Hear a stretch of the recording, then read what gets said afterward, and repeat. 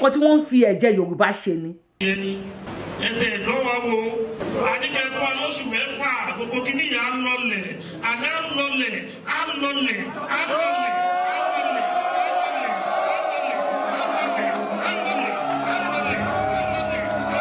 Bàbá wa Bọ́lá Ahmed Tinubu àkànbí ọmọ olódòdẹ because Akpabio ń sọ̀rọ̀ senate president wọ́n sọ̀rọ̀ bẹ́ẹ̀ tó ti mú gọ́ọ̀mù wọ́n ní insecurity yìí torí pé election bọ̀ ni wọ́n ní 2 weeks after election wọ́n ní insecurity máa stop ní Nàìjíríà ẹjọ́ èèyàn mẹ́rin ló máa kù jàre ilẹ̀ Yorùbá lélẹ́yìí o wọ́n gbé odidi ọba lọ wọ́n béèrè 400 million naira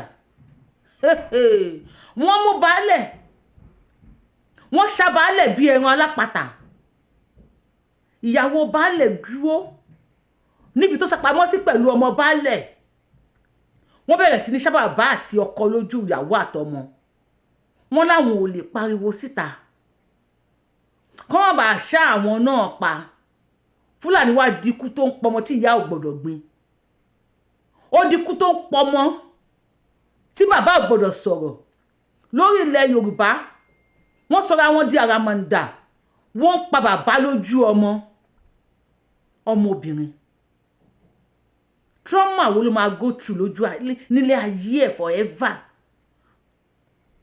ṣó máa come over trauma yẹn ṣá nǹkan ti ṣe wá nílẹ̀ Yorùbá o adẹ̀lá aláwọn akọni nílẹ̀ Yorùbá kábíyèsí Aláàfin Ọ̀yọ́ ọmọ kútíkú ò gbọdọ̀ pa àwọn ti ṣígun fún ààrẹ Gani Adams after tí ààrẹ Gani Adams sọ pé ẹ jẹ́ kí n kọ́kọ́ play yẹn fún yín ná tí n bá play ààrẹ Gani Adams ká ṣe wá wọnú ètò rẹpẹtẹ. ọ̀gá fi kọ lẹ́tà àti pé àwọn gómìnà yìí ẹ jẹ́ ká jọ ṣiṣẹ́ pọ̀ lẹ́yìn ọmọ ayé jẹ́ iye ọkọ̀ ní àwọn ìdìbò má lè gbádìí yẹn ni ẹ̀tẹ̀ lọ́wọ́ wo àdìgẹ́ fún wa lóṣù mẹ́fà gbogbo kìíní yà á lọlẹ̀ àná á lọlẹ̀ á lọlẹ̀ á lọlẹ̀.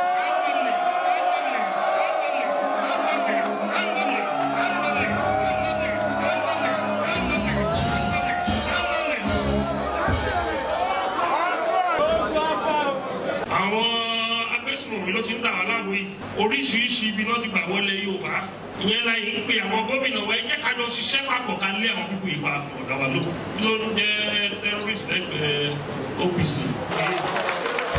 ló ń jẹ́ bẹ́ẹ̀ tí OPC bá fẹ́ jà tí 500 OPC bá fẹ́ jà 10,000 yóò wọlé adarapọ̀ mọ́ ẹ̀ fún wa láyé ìbẹ̀ ní agbádá là ń wọ̀ ẹ̀ tú wa lẹ̀ ìgbà kábíyèsí Aláàfin sọ̀rọ̀ ní àárọ̀ yìí ó ní nǹkan tá a sọ lórí ọ̀rọ̀ security ilẹ̀ Yorùbá ó kàn rí nọ́mbà kábíyèsí ní 6:30 sad unusual kábíyèsí ó pè mí ní early hour bẹ́ẹ̀ ó dẹ̀ ṣe jí mójú kò bá pè ọ̀rọ̀ insecurity ni we spoke for 1.5 hours lórí ọ̀rọ̀ insecurity ilẹ̀ Yorùbá kábíyèsí is highly disturbed about the insecurity of Yorùbá náà ọ̀tà ti kọ lẹ́tà àti pé àwọn gómìnà yìí ẹ jẹ́ ká jọ ṣiṣẹ́ pọ̀. bó o ní ààrẹ Gani Adams ẹni kan ṣígun fún yín Aláàfin Ọ̀yọ́ ti ṣígun wọ́n ní ẹ pa àwọn ọba wọ́n ní kẹ́ ẹ bọ́ta tọ̀ ó tiẹ̀ wá dá because ibi tá à ń lọ nísìn Ṣèyí Mákindé ti support ọ̀rọ̀ tí Yorùbá Wuyì máa ń sọ amadọ́dọ̀ Ṣèyí Mákindé amadé ìlú Ìbàdàn èyí tó ṣẹlẹ̀ yìí nísìn ìlú Ìbàdàn ló ti ṣẹlẹ̀ o ààrẹ Gani Adams Ààrẹ Ọ̀nà Kakanfò lóògùn ọ̀fẹ́ o ẹ̀yà bẹ́ẹ̀ ká kọ́kọ́ bá wa fi eléyìí ẹ kọ́kọ́ fi show power náà gbogbo àwọn ọmọ ogun 5 million 20 million yẹn ẹ kọ́kọ́ bá wa fi show power àwọn Fúlàní yẹn ẹ kọ́kọ́ bá wa kẹsí wọn bí ọṣẹ ṣe ń ṣojú because mo pé ó máa ṣe kíní kan ó máa wọlẹ̀ ó máa wọlẹ̀ ó máa wọlẹ̀ ó máa wọlẹ̀ ó máa wọlẹ̀ ó máa wọlẹ̀ mo nígbà wo ni ààrẹ wá di àwọn actors àbáwọn actress báwo lẹ gbà wọlé wá di Nollywood báyìí ààrẹ agbára máa ń gbìyàn bẹ́ẹ̀ nù Ṣèyí Mákindé thank you kùdùsì fún yín o ọ̀rọ̀ tí mo sọ Ṣèyí Mákindé ti support ọ̀rọ̀ mi gbogbo ẹ̀ tẹ́ bá jẹ́ tẹ́ ẹ̀ ṣe ń wo orí péjì Yorùbá Wuyì tẹ́ bá jẹ́ fresher lórí péjì Yorùbá Wuyì ẹ lọ sí comment section kẹ́ lọ sọ thank you fún gbogbo àwọn fáǹsì Yorùbáwùyí tó bá mọ tí Yorùbáwùyí máa ń sọ fún àwọn olórí wa yìí wọ́n wo show mi o àwọn olórí wa náà wo show mi wọ́n mọ̀ wípé Yorùbáwùyí mi ò ní parọ́ èmi ò ní mọ̀múlòmù tó bá ṣe rí ni ẹ wí bó bá ṣe rí ni ẹ wí wọ́n mọ̀ ẹ̀ka kọ́kọ́ gbọ́rọ̀ lẹ́nu Ṣèyí Mákindé Ṣèyí sọ̀rọ̀. People should write it down. What Nigerian people will show politicians and elites in 2027, we cannot imagine it right now. And when they say governors have defected and all of that, what of hunger? Where is hunger? And anger in the land, has it defected? Ọ̀rọ̀ tí Ṣèyí sọ yìí, ẹ bá mi fi sínú ọ̀rọ̀ tí mo máa ń sọ fún yín. Gbogbo ẹ̀ tó bá jẹ́ olólùfẹ́ mi, mo fẹ́ mọ̀ bóyá ẹ kàn ń gbọ́ ọ̀rọ̀ mi lásán ni. Àbí ẹ̀ ń tẹ̀lé nǹkan tí mo máa ń sọ. Nǹkan tí mo máa ń sọ fún yín nípa àwọn olówó àti àwọn tálíkà. Oh, one day monkey go go market, no go come back o. Àwọn náà mọ̀. Wọ́n mọ̀ pé nǹkan ń bọ̀. Wọ́n mọ̀. Ṣùgbọ́n láti jẹ́ kó rí mi wú, wọ́n nípò iṣẹ́ ló máa jẹ́ kó rí ẹni wú tí mo máa ń sọ. Bá mi kọ sí comment section. Ẹ̀tẹ́ wá jẹ́ ní ẹ̀tẹ́ jẹ́ fresh lórí page mi lọ sí comment section. Àwọn tó bá ti bá mi kọ sí ẹ bá mi like ẹ bá mi ṣe thank you. Ṣó tẹ́ ń wò ṣe ti like ẹ. Ẹ bá wa share fáwọn èèyàn. Ẹ jẹ́ kó kàn àwọn èèyàn pé nǹkan ti ṣe wá nílẹ̀ Yorùbá. A kàn ń pretend à ń mú mọ́ra bẹ́ẹ̀ ni pé àmọ́ pé nǹkan ń ṣe wá. Now ẹ jẹ́ ká tún kúrò ńbẹ̀ because Ìbàdàn Ọ̀yọ́ state ó ti ń di Kwara lọ lọ́wọ́lọ́wọ́ báyìí. Ìlú méjì yẹn náà la fẹ́ lọ, Ọ̀yọ́ àti Ìbàdàn. Bí méjì tá fẹ́ lọ nìyẹn. Now let's hear. Hello Yorùbáwùyí, ẹ káàárọ̀ o. Láti Ọláyínká ni mo ti ń sọ̀rọ̀. Ọmọ Ọláyínká lèmi tí mò ń sọ̀rọ̀ yìí. Ẹ jọ̀ọ́ ẹ gbà wá o. Ní òru ọjọ́ Sátọ̀dé tó kọjá yìí ni àwọn ajínigbé wọlé tí wọ́n gbé kábíyèsí wa lọ. Kábíyèsí wa Ọba Salman Ọlátúnjí Àwẹ̀dá. Yàtọ̀ sí pé wọ́n jẹ́ kábíyèsí ìlú wa. Bí bàbá ni bàbá ìjẹsí mi nítorí ọ̀nkù mi ni wọ́n.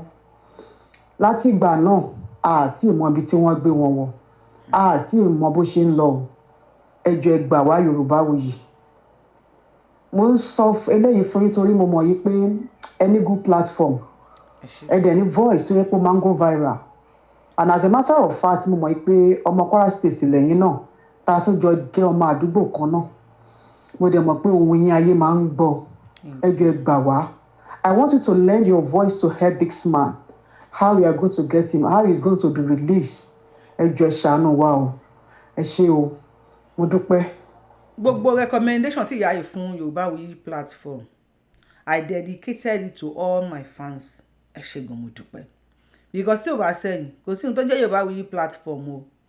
We are doing this together. A máa sọ̀rọ̀, ẹ máa comment, a máa sọ̀rọ̀, ẹ máa share, ẹ máa kọ̀, ẹ máa like. Tí mo bá tún ṣe live show tún máa pè wọlé. Mo dedicate gbogbo recommendation tí ìyá yìí fún wa. Wọ́n fi Yorùbáwùyí tẹ̀sí.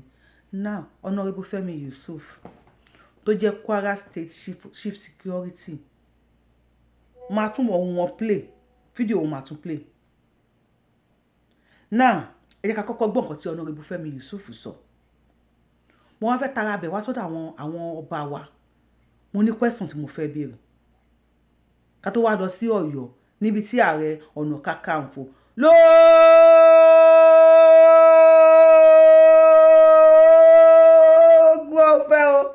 níbi tí wọ́n ti máa sọ̀rọ̀.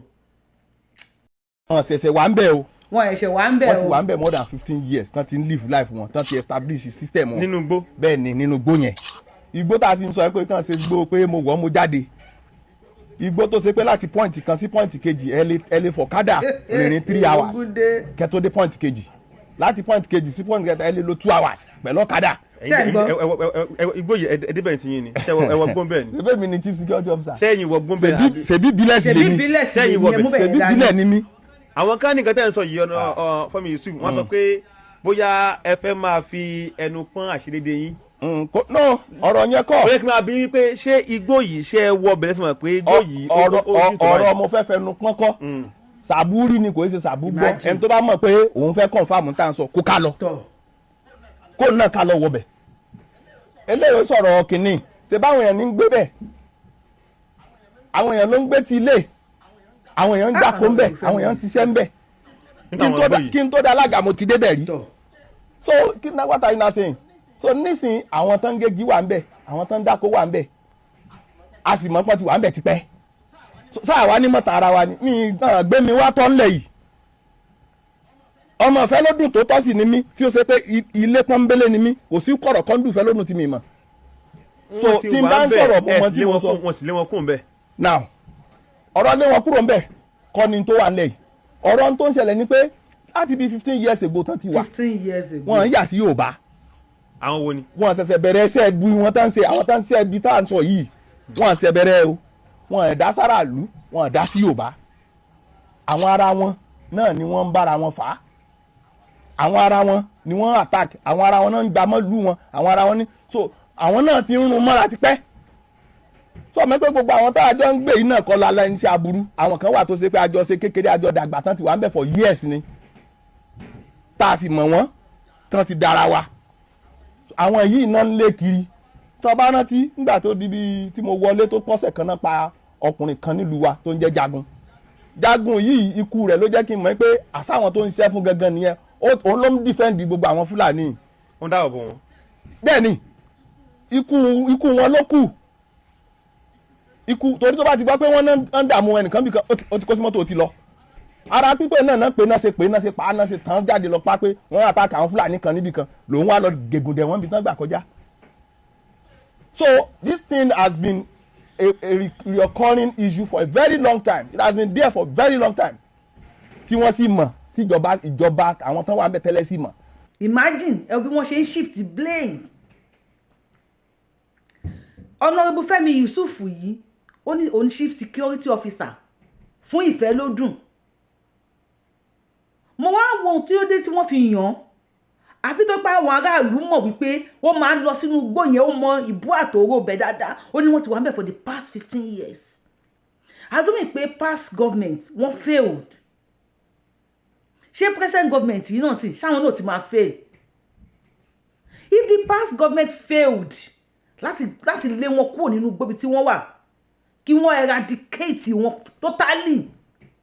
Maybe because Saraki is a Fulani man.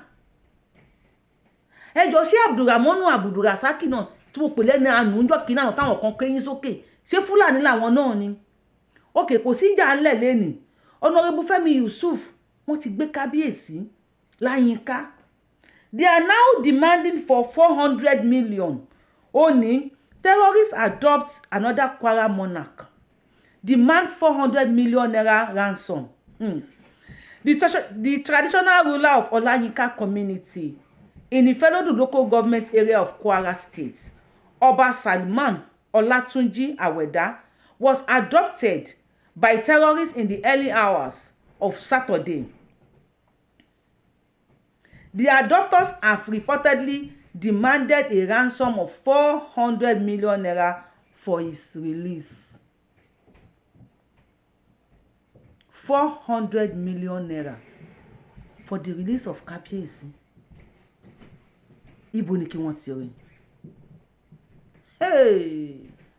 Àgbákò ṣọ̀tọ̀ọ̀tọ̀. Quickly, ẹ bá wa bẹ Governor Abdulrasaq Abdulrahman. Ẹ jọ̀ọ́ àfọlọ́run ọba bẹ̀ yín. Àwọn ọmọ Láyínká ń sunkún, wọ́n ń bẹ̀bẹ̀, wọ́n kégbe sí yín. Honourable Fẹ́mi Yusuf ẹ̀ mo ní kò sí ìjà lẹ́nìí. Ẹ jọ̀ọ́ àfọlọ́run ọba bẹ̀ yín. Èdè tí àwọn pípù yìí gbọ́, ẹ bá wa fi bá wọn sọ̀rọ̀. Kí wọ́n release Kábíyèsí Láyínká. Ibo làwọn aráàlú ti fẹ́ rí 400 million naira. Ṣé èmi ń wo kíní bí strategy bákan because many of our obas now are now running down to Ìlọrin. Ṣé kìí ṣe tó máa fi gba ilẹ̀ Yorùbá entirely ni because ara àjàlẹ̀ yín wà. O lè máa bá mi jà nísìn bóyá ọkọ àtìyàwó ń jà. Ọkọ lè má fún ìyàwó, ó lè kọ ohun fún ìyàwó kó má fún ìyàwó ní pọ́nrán. Ìyàwó náà lè ṣebẹ̀ kó fi ọjà. Ara àjàlẹ̀ yín wà.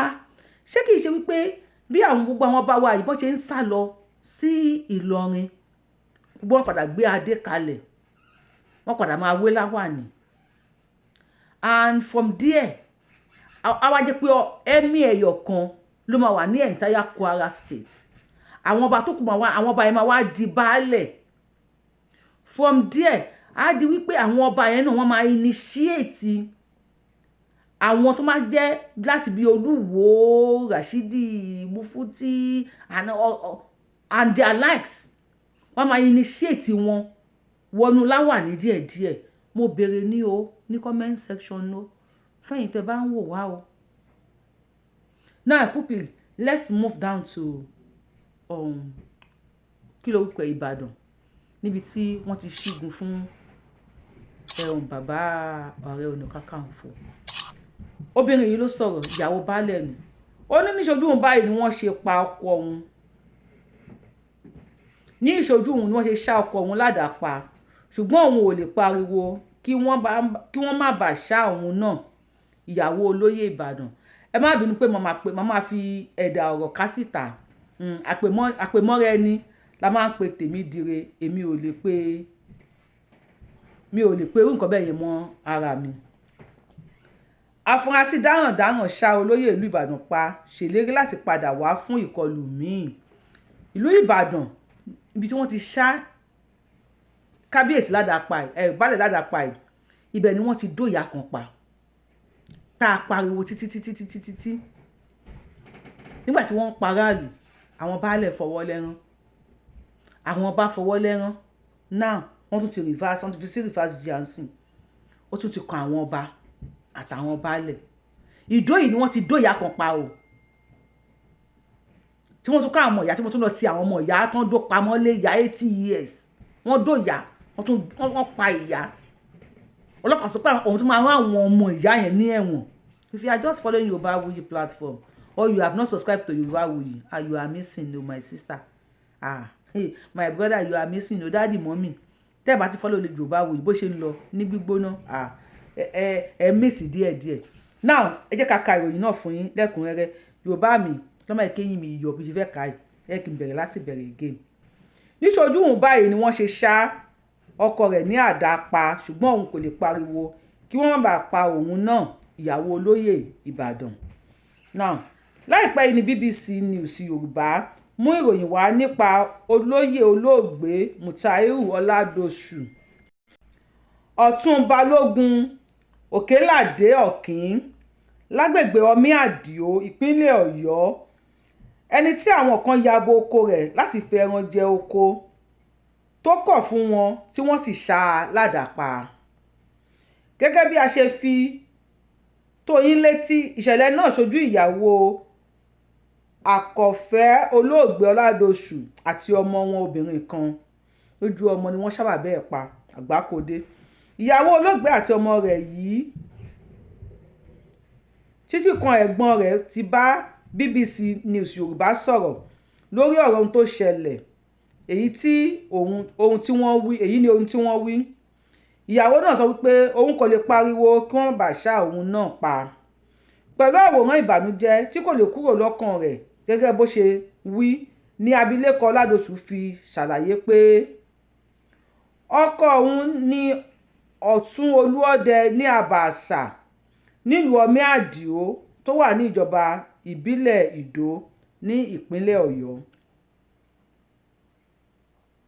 Wọ́n ní àwọn dé inú oko wọn làwọn bá àwọn darandaran méjì èmi ò ní pè wọ́n darandaran kan tí wọ́n ń fi màálù jẹ nǹkan ọ̀gbìn àwọn. Ọkọ òun kìlọ̀ fún wọn pé kí wọ́n dẹ́kun ìwà ìkà náà kí wọ́n má fi màálù jẹ ẹ̀gẹ́ tí òun gbìn mọ́. Àwọn darandaran náà kò gbà wọ́n ní àwọn kò lè kó màálù àwọn kúrò lórí ilẹ̀ náà ilẹ̀ bàbá wọn ni. Ìyẹn ló di àríyànjiyàn tí wọ́n sì bẹ̀rẹ̀ sí ní bá ara wọn fà á láàrin baálẹ̀ Ọmí Àdìó àti àwọn Fúlàní darandaran. Níbi tí ọkọ òun ti ń kọjálẹ̀ fún wọn ni àwọn méjì míì tún jáde wá láti inú igbó wọ́n sì bẹ̀rẹ̀ sí ní lé òun àti ọmọ òun obìnrin pẹ̀lú àdá àti ògùn abẹnú gọ̀ǹgọ̀. Àwọn tán ní kẹ́ máa ṣoògùn nìyẹn o. Àwọn ọmọ wọn wà lórí íńtánẹ́ẹ̀tì wọ́n lè máa ka láhùlà wà lákùúátà wọ́n tún gbé oògùn abẹnú gọ̀ǹgọ̀ wọ inú oko wọ́n fi ń lé ìyá àti ọmọ everybody yá dànù ẹni orí yọ ó dilé. ìyàwó olóògbé Ọládòṣù tẹ̀síwájú pé nígbà tí àwọn tó ń lé àwọn lọ náà kò rí àwọn mú, wọ́n padà wọ́n sì darapọ̀ mọ́ àwọn yòókù wọn, wọ́n sì ń ṣá bàbá olóyè ládàá ní gbogbo ara. àwọn yẹn bọ́rò lẹ́gì join ní lẹ́gì wọn yá dànù. ìyá náà fi kún pé ojú òun báyìí àti ọmọ òun ló ṣe bí àwọn èèyàn náà ṣe ń ṣá olórí ilé àti ọba àwọn ní àdá. ó ní àwọn rí gbogbo ẹ̀ kedere níbi tí àwọn sápamọ́ sí, ṣùgbọ́n àwọn kò lè pariwo kí wọ́n má bàa ṣá àwọn náà pa. lẹ́yìn náà ló ní àwọn sáré lọ sí abúlé láti pè fún ìrànlọ́wọ́, ṣùgbọ́n nígbà tí àwọn ará abúlé yóò fi dé ibẹ̀ àwọn darandaran náà ti sá lọ, wọ́n sì fi òkú olóyè náà sínú àgbàrá ẹ̀jẹ̀. Yorùbá ò easy o. ẹ kí mi Yorùbá ni mo kà fún yín. ẹ kí mi o, ẹ kí mi Yorùbá ni mo kà fún yín. Yorùbá ò easy àti kà. àbí táwa lè nìyàn Ọlọ́run mọ́ báyìí nísìn.